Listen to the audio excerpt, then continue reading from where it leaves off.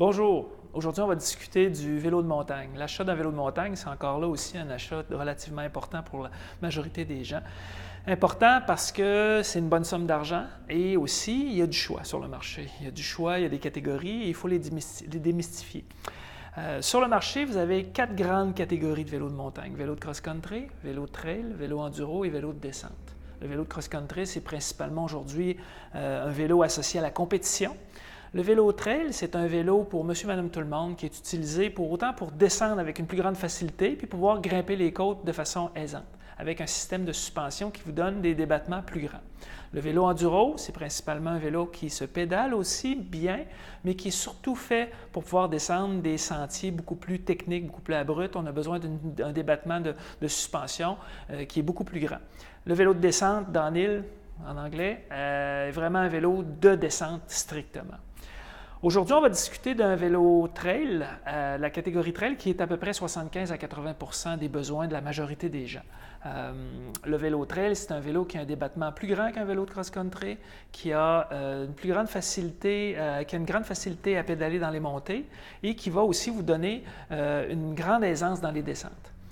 Quand on vient pour acheter un vélo de montagne, les choses très importantes à vérifier, la qualité de fabrication du cadre, c'est crucial. C'est important de bien regarder de la façon que le vélo est assemblé, au niveau des pivots, se renseigner si les roulements sont tous des roulements à billes scellés, qu'il n'y a pas de système de suspension monté sur bushing, c'est important.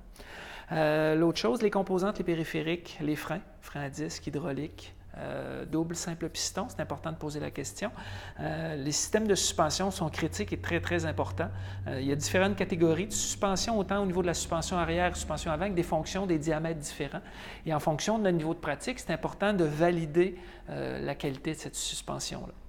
Autre chose aussi importante, si on a besoin, si on en a réellement besoin, une tige de selle télescopique. Une tige de selle télescopique, c'est une tige de selle qui se rétracte. En position présentement, comme on peut le voir ici, elle est rétractée, qu'on va actionner et qu'on va remonter une fois qu'on a passé un obstacle technique, une descente technique très abrupte, très demandante, où on a besoin d'un peu plus d'espace entre les jambes pour pouvoir faire bouger le vélo.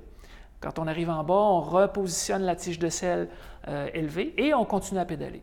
Évidemment, si on est dans les premières années de pratique du vélo de montagne, peut-être que c'est un article qu'on ne se servira pas et qui n'est pas nécessairement offert sur des gammes de produits un petit peu plus abordables, qui n'est pas nécessairement une nécessité, mais qui peut être ajouté par après.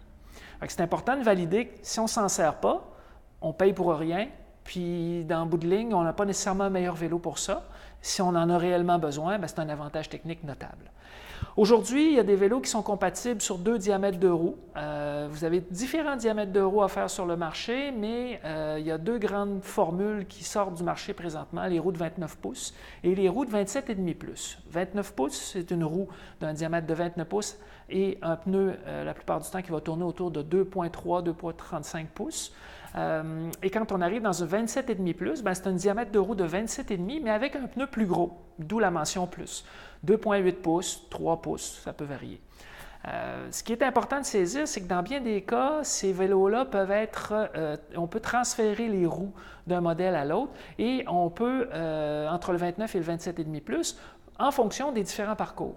Vous allez utiliser une roue de 29 pouces sur des parcours plus roulants, ou un niveau technique qui peut être relativement élevé, mais avec des obstacles plus gros. On a un rythme de pédalage un petit peu plus élevé, une cadence de pédalage plus élevée. Quand on va utiliser des roues de 27,5 plus, 27,5 plus est la plupart du temps utilisé pendant des conditions de niveau technique beaucoup plus élevées où on a beaucoup de racines, beaucoup de roches.